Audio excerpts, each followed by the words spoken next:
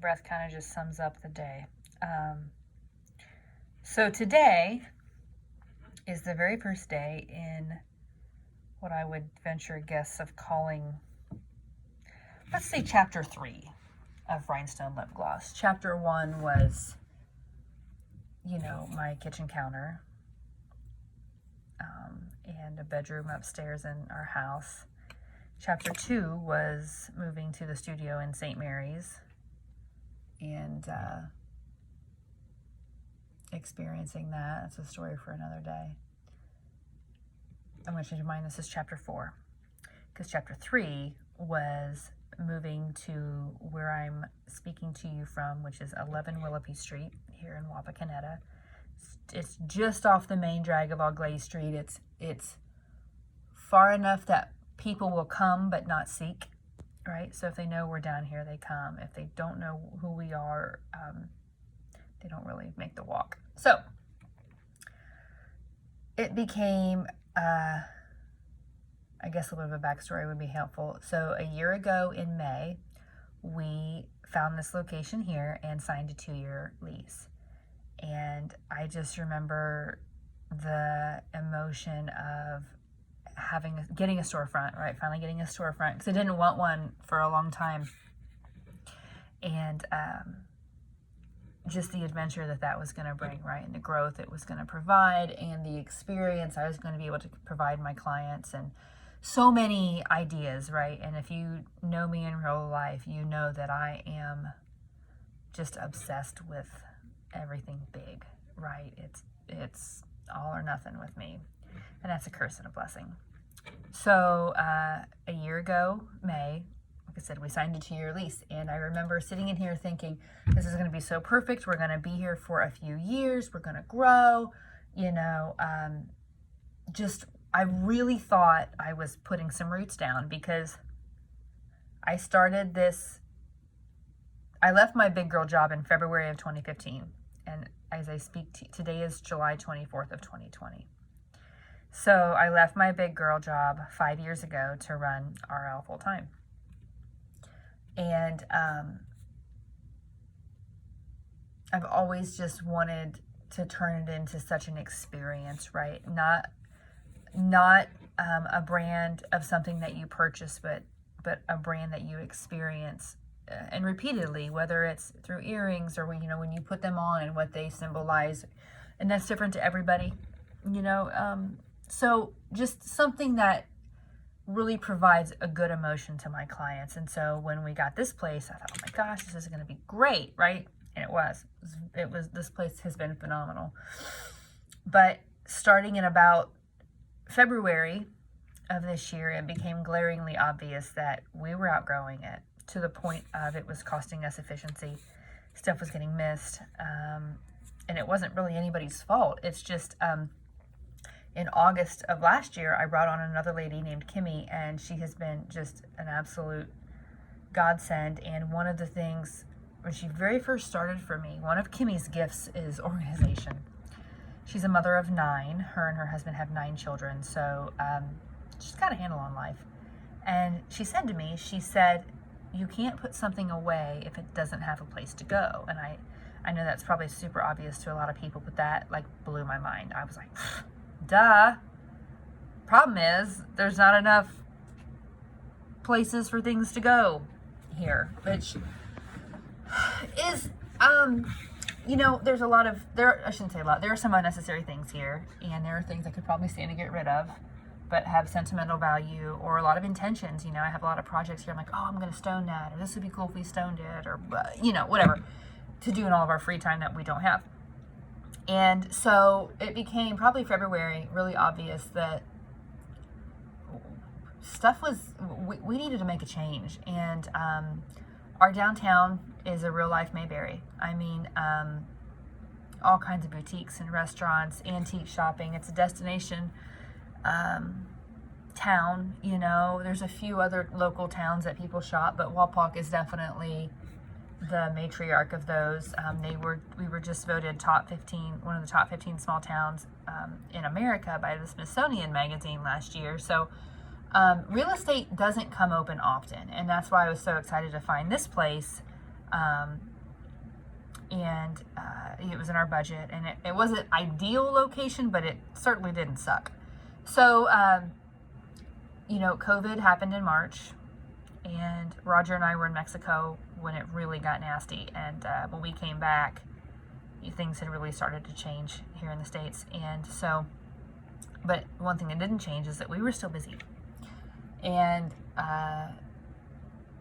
like I said, today is the end of July, and right now we're up 45% for the year in sales. And one of our biggest shows, our first show, the Panty Raid, Big Barrel Futurity, was canceled. So even with losing that show, we're still up 45%, which is amazing, because we're so blessed and we're so lucky, because there's so many businesses that haven't made it through this storm, right? So I started looking for some real estate, and Rhinestone Lip Gloss has no loans and it has no debt, which makes for a great feel-good story, right? It makes for great Instagram content, but it sucks when you're trying to buy something. And we don't have bad credit, we just don't have any credit, right? So there's a building here downtown. It's right on the main drag, and I plan on doing a Facebook Live later to go through all of this and this story. And so this is just for record keeping purposes. So this building came up for sale, and it was called the Bridal Emporium, which was a gown shop, and it was the gown shop from 1978 until 2018. And it's on a corner. There are two 3,000 square foot storefronts. One was a Bridal Emporium, and the other one was a flower shop for a long time, and then the Bridal Emporium took over the whole thing. And there are 7 apartments upstairs and 2 full basements. So early April, maybe late March, I want to say early April, I called the realtor and I said, I want to take a look at this building. And Roger said, well, see if it's what you want, and then we'll go from there. Basically, don't waste my time if it's not something you're after. So all right, so it's currently a furniture store.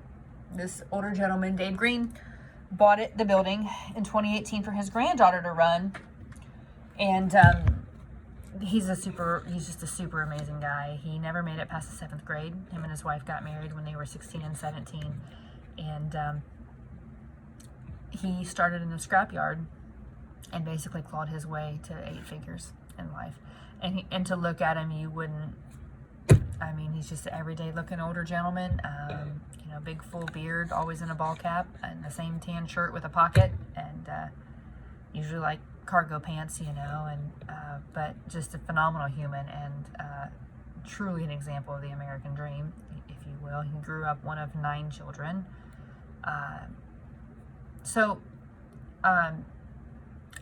I met the realtor, and if you know me, you also know that I'm big into like Abraham Hicks and manifestation type stuff.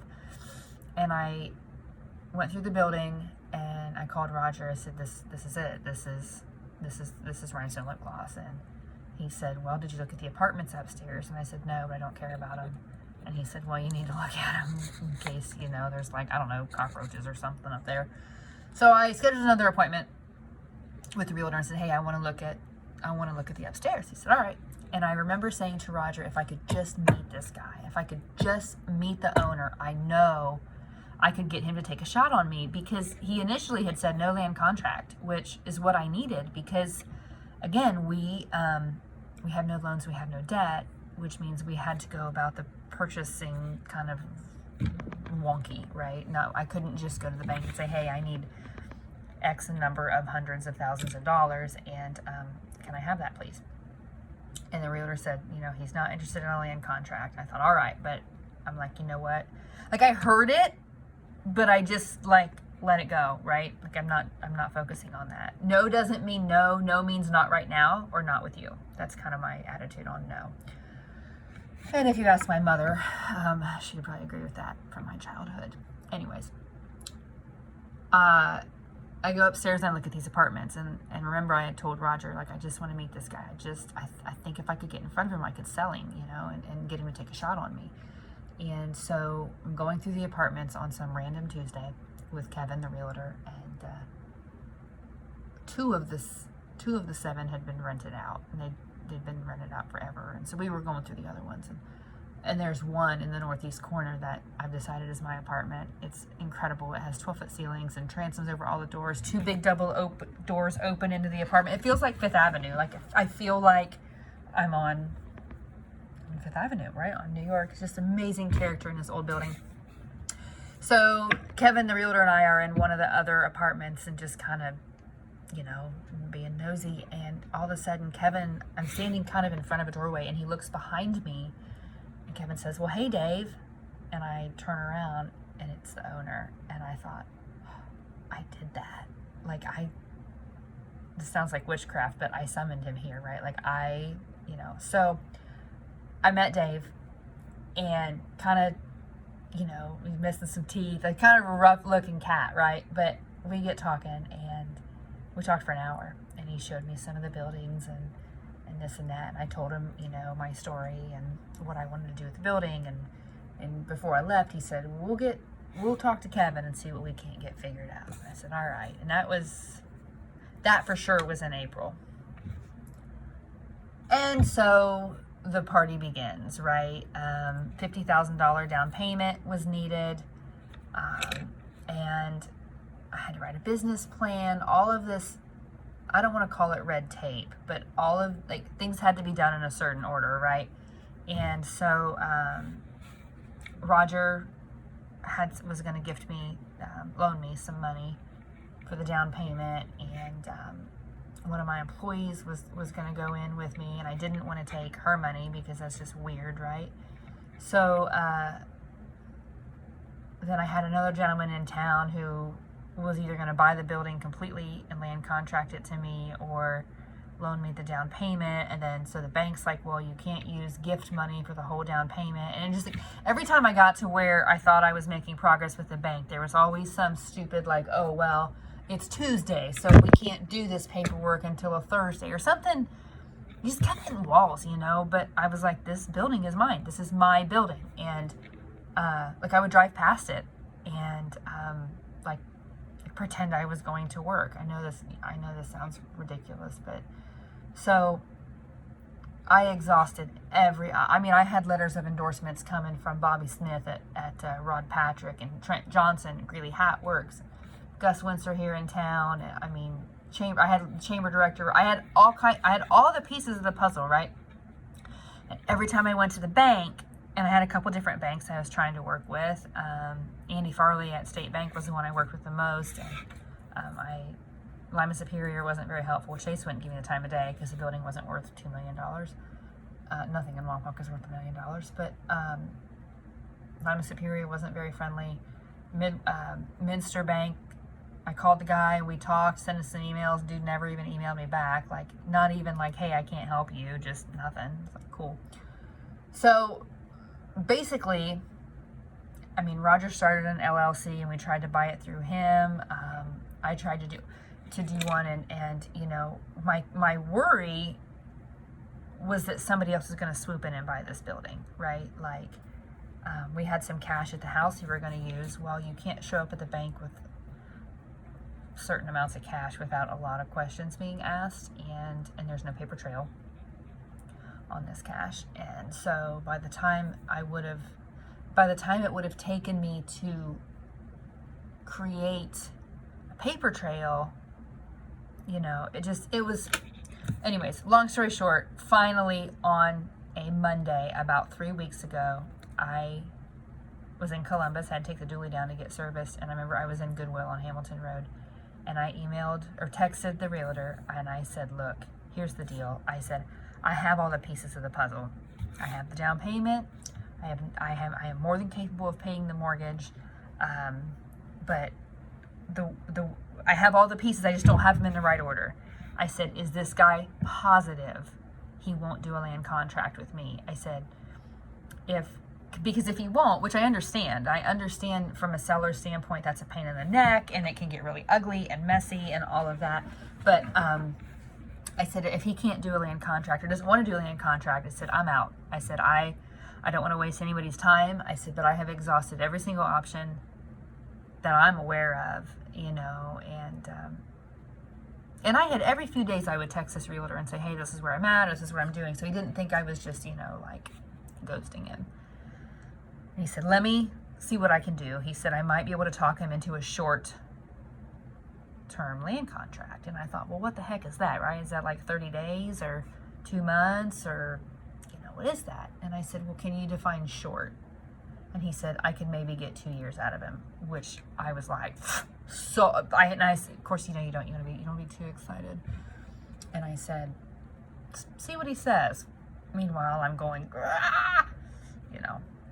and so he comes back the next day and he said, can you put X amount of dollars down? And I said, yes. Yeah, I can. And he said, okay. So that started the process of, holy shnikes, I'm buying a building. And so I got to meet the owner again after this was kind of all said and done. And I didn't cry, but I was just like, I hope you understand what this means to me, right? Because this company is my child. And if you've met me in person, then you've heard me say I don't know if it's here. I can show you guys. I have the numbers to my jet written down. If you can, here. Right here. November 719, Romeo Lima. I have giant goals for this company, for this brand, for my life, for the people that I love. To take care of my family, to take care of my husband, take care of my parents. And I want to create like a Tiffany's, right? The brand's iconic. You think of Manuel or Nudies or Tiffany's, these brands that just stand for so much emotion, right? And quality and integrity. And, when you get a piece from Tiffany's, it means something, because that brand's just been around forever and it's impacted so many people. And that's what I'm after, right? And I don't have any kids, and Brulee's getting old. So she might, I don't know who we're going to pass it on to, but so when I realized I wanted the building, right, of course I had my mom and dad come, and there was one Saturday, it was me, mom and dad, and Roger, and I wanted to take them all through it, right? Because, my dad was like, did you check the plumbing? I'm like, no. And he's like, Sarah, you got to check the plumbing. I'm like, well, there's a sink there's sinks. Why would a sink not work, right? Welcome to my bubble. So Ron Piles goes through and checks he turns on the taps and flushes all the toilets and does all the dad stuff, right? And I had Brulee with me, and I took pictures of her inside this building because I knew it was going to be mine. And because she's getting older, I worry that something's going to happen to her. So I'm taking pictures and videos of Brulee wandering around on the inside and sitting out front just in case something happened to her by the time I got this building bought. I had, proof that she was in there. And so it must have been last week. I think it was last week. I got the land contract paperwork back from Kevin, and it said legal possession August 1st. I was like, holy smokes, right? This is happening. So yesterday, went to the bank with an uncomfortable amount of cash and a cashier's check from one of my employees who, I guess, believes in my crazy, for a lack of a better term, and combined those to get an even bigger cashier's check for the down payment. And this morning at 9:30, I met my mom and Roger, and I met the realtor at his office to sign the papers. And I got my key. And so legally, I am the proud new owner of 29 and 31 East Auglaize Street. And I just, I don't think it's sunk in yet. My mom gave me she gave me a jet keychain. And we have a really interesting relationship. We butt heads a lot. And I always call her my parade rainer because she, always tries to keep me from walking into moving traffic. And I'm like, I'm very much the girl that, I don't want to hear about, the be carefuls, right? I'm like, no, it's fine. We'll deal with it. I don't want to, and she's like, you need to make sure there's no liens on this building. You need to make sure there's no back taxes. I'm like, I don't want to hear that. Like, just buy the building. But she has kept me out of a lot of fires, whether I want to hear it or not, right? But she's been in aviation my whole life, and for the longest time, she ran the airport in Lima, and she's older now, so she just does like part-time stuff like bookkeeping, and she's on the board. Like my giant paper towel here. Wow. She's on the airport authority board and just does things like, does some clerical stuff and all this for them. Just because she's been there for ages and ages, and she does so much at RL, and for basically free. I swear to God, we fight once a week because she won't pay herself. So she came and she gave me this jet keychain, and you push a button and it sounds like, the turbos are, it sounds like a jet getting ready to take off. And she said, this is the next thing for you to manifest. Because when I was telling her about this building, her desk is right across, she sits right there. So we stare at each other. It's just not good. But I would tell her about the building and where we are, and usually it was, she'd just look at me, and I'm like, what? Why are you, and she'd say nothing, which is nonsense, because I knew she was thinking something, and I'm like, what? And she's like, I'm just watching you make this happen, like, she wasn't questioning me, she was just,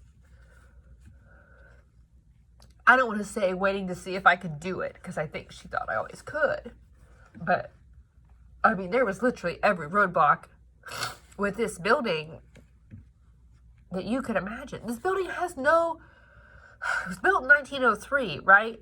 There's no fire escape. Pretty sure there's asbestos in it. 2 of the apartments on the west side, there's 4 apartments on the west side and 3 on the east side. Well, the west side butts right up against the Eagles. Like, you can't put a nickel between these 2 buildings. And so the far north and the far south apartment on that side have windows, right? But there's 2 apartments in the middle that don't even have windows. Like, how do you rent apartments that don't have windows? Well, this building is grandfathered in because nobody's changed the footprint of it since 1903. So, she's concerned about all of this. And I'm like, stop. Like, it's going to happen, right? So it did.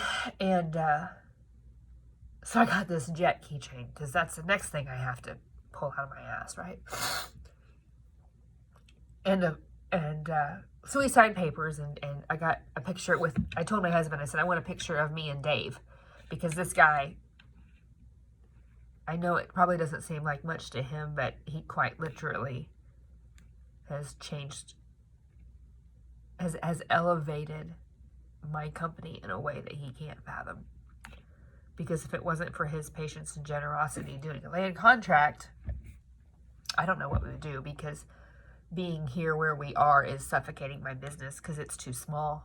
There's not room to take on specific projects. There's not room to do projects efficiently. There's just not room. Sorry for, usually I'm allergic to emotions, but here we are. So I got a picture with Dave and his wife, Kathy, and a picture of me and my mom, and a picture of me and Roger, and of course Brule was there.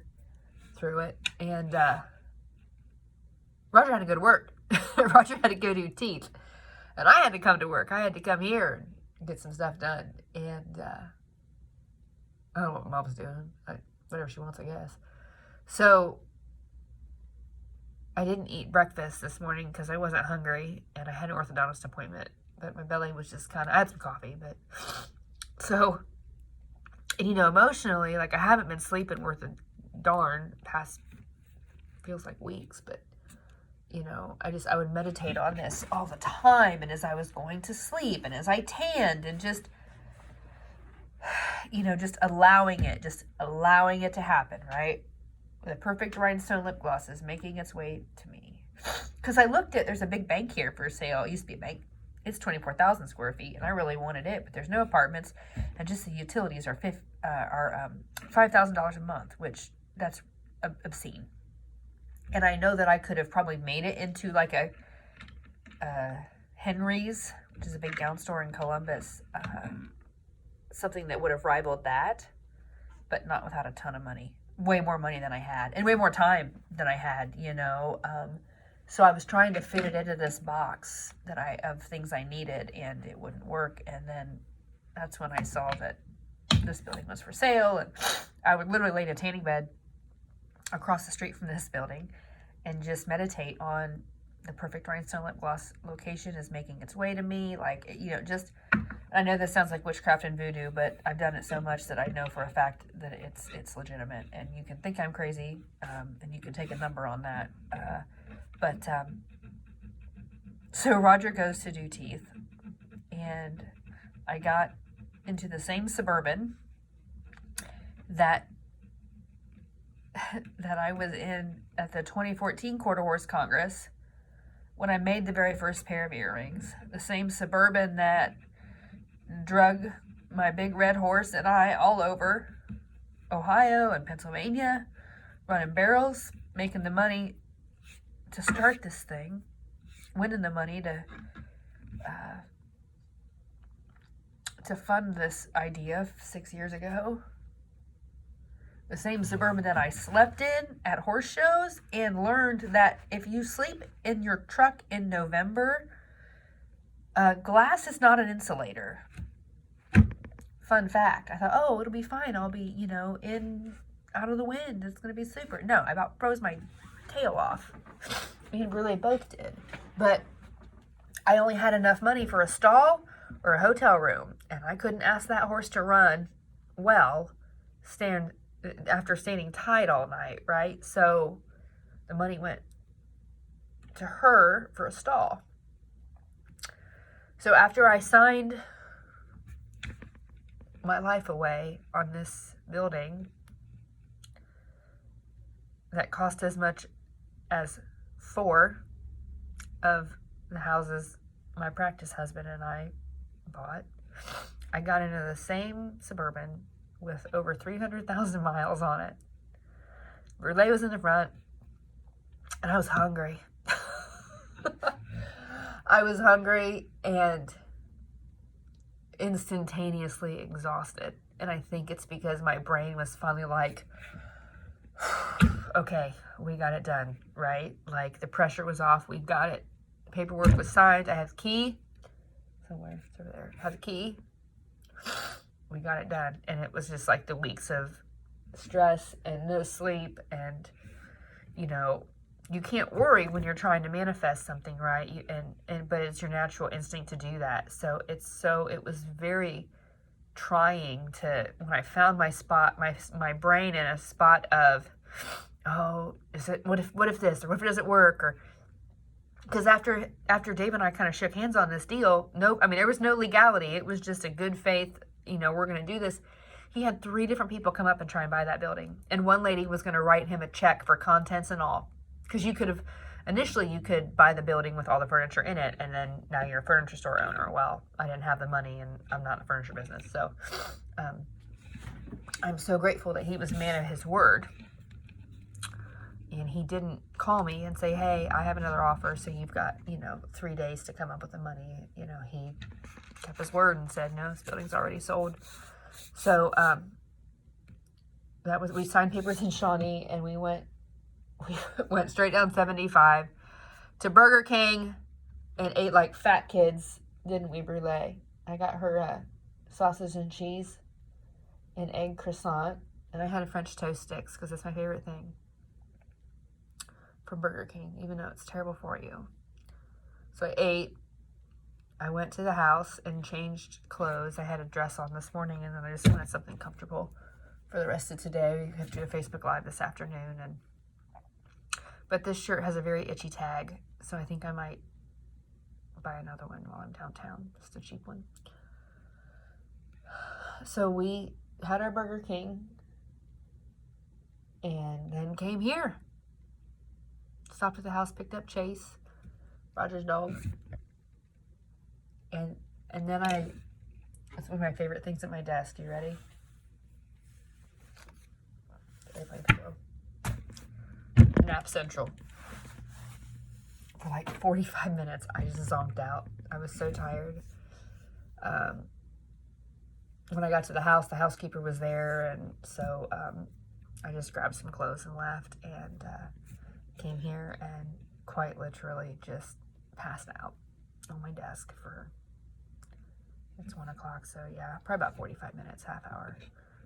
And I don't know what woke me up. I think my phone went off or something. I don't know, but I just needed to catch up, you know. And it's funny because I remember thinking, oh gosh, once I know if I get the building, you know, because for a long time it was, am I going to get it or not? Like, I just want to know either way, right?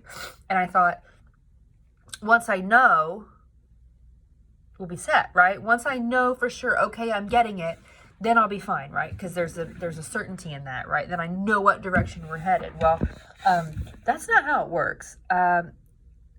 Once I realized we're getting a building, my brain kind of went, oh shit, we're getting a building. And I have to be out of this place September 1. So the month of August, which is normally spent preparing for the Best of the Best, which is a big horse show at the end of the month, and Quarter Horse Congress, which is still up in the air. And just yesterday, they enforced a statewide mask mandate where anytime you're in public at all, you have to have a mask on. And so if Congress shopping isn't 100%, it costs us so much to be down there, it's going to bleed my company dry. And, oh, by the way, I have a mortgage now, and a big one.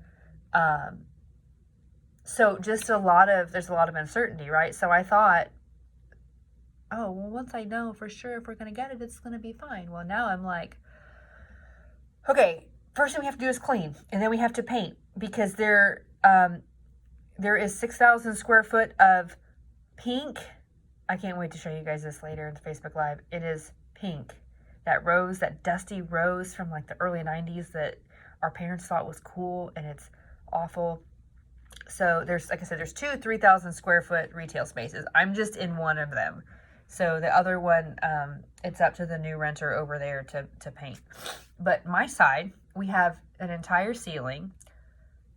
My building is 159 foot long, 60 foot across. So my half is 30 foot, and then 12 foot ceilings, plus painting the ceiling. So there's a lot. So now I transitioned from, are we going to get the building or not, to how do I get all this done and moved and still build in 36 days. I have to be out of here. I'm hoping to have the storefront over there open late October. Sorry. I would like to have a grand opening the first weekend of November, which is, the town has a hometown holiday. It's like a big Christmas shopping thing. And so that's kind of the plan there, tentatively. I have a phenomenal staff. I have phenomenal family. Phenomenal friends I know will help. But at the same time, it's just like, there's a lot of moving pieces in here. Lots of painting, lots of cleaning, lots of remodeling. We're tearing some walls out. They're like the small false walls, kind of like this. Yeah, so lots of emotion. Lots of emotions I didn't think I would ever have the privilege of experiencing. And I say this all the time, but if you would have told me 5 years ago that, 6 years ago, I guess, almost, gosh, that this little hobby would turn into what it has, I would have been like, you're on drugs. And I think, holy smokes, it's been 6 years, and I went from my mom's kitchen table to owning a 12,000 square foot building. 3 years ago, in May, there was a post that came up on, I had posted in one of the groups for downtown Wapakoneta that I was looking for a studio space. No storefront, just a small studio space to build my jewelry.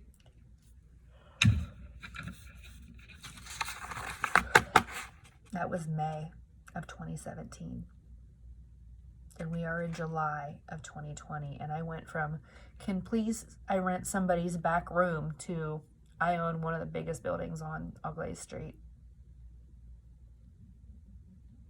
Cool. Cool. 3 years. What the shit? What's the next 3 years, right? What's the next 3 years? What's the next 5 years? 10 years? At this rate, I'll have that jet. I don't know where I'll fly with it. I don't know if I have money to fly it. Hell, I might just have money to own it and stare at it.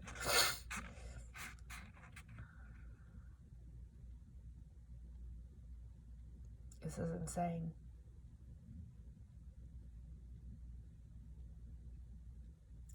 All from a pair of earrings from Walmart that I glued some rhinestones to.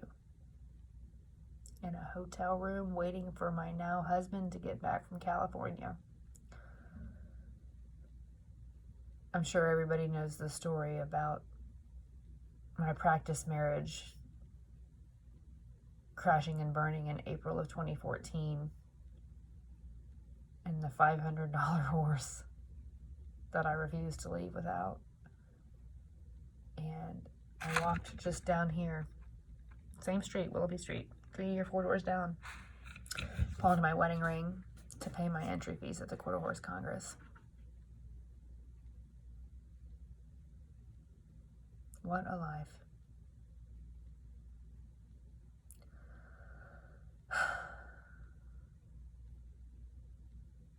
So that's today's emotional recap. I need to do better about documenting this journey. So today I started a YouTube channel. Need to make it a point to talk to it every day.